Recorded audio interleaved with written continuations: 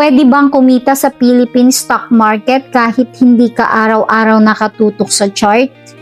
Sa video na ito, isi-share ko ang isa sa actual swing trades ko sa TEL or PLDT.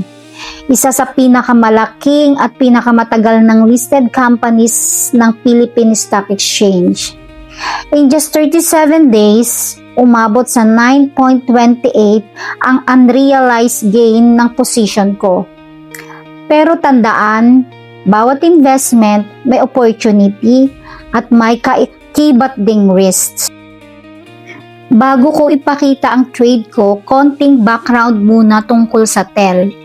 Ang PLDT na ang ticker ay TEL ay isa sa pinakamalaking telecommunication company sa Pilipinas. Kilala ito sa mga serbisyo tulad ng PLDT Home Fiber, Smart Communications at Enterprise Solutions. Isa rin ito sa mga blue chip company sa Philippine Stock Exchange, kaya madalas itong binabantayan ng long-term investor at swing traders. Hindi ko binili ang buong position ko ng isang bagsakan. Mas gusto kong mag-build ng position habang nagbibigay ng opportunity ang market. Noong June 10, bumili ako ng 10 shares sa halagang 1,107. Pagdating ng June 29, nagdagdag ako ng 10 shares sa halagang 1,171. At noong June 30, bumili ulit ako ng 10 shares sa halagang 1,130. So, my total shares is 30 and my average cost is 1,139.35 as you can see sa portfolio ko. And the current price last Friday as of July 17 is 1,250. As of July 17, ang position ko ay may unrealized gain na 3,171.32 equivalent to 9.28%.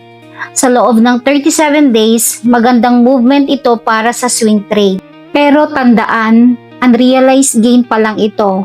Hindi pa ito actual profit hanggang hindi ko binebenta ang shares ko. Isa sa pinakamalaking lesson ko sa trade na ito ay hindi kailangang magmadali.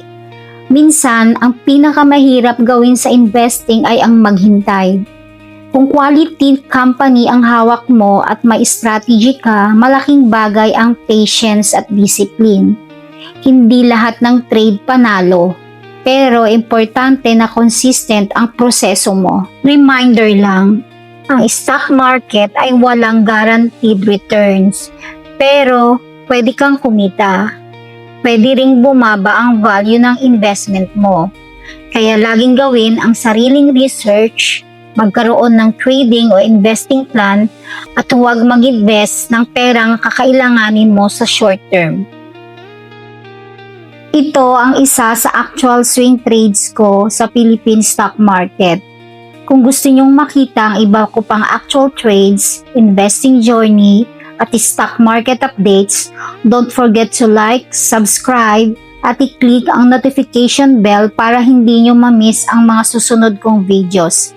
Disclaimer, this video is not financial advice.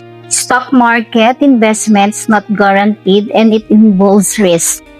Do your own research and understanding before investing. Thank you for watching. See you on my next video.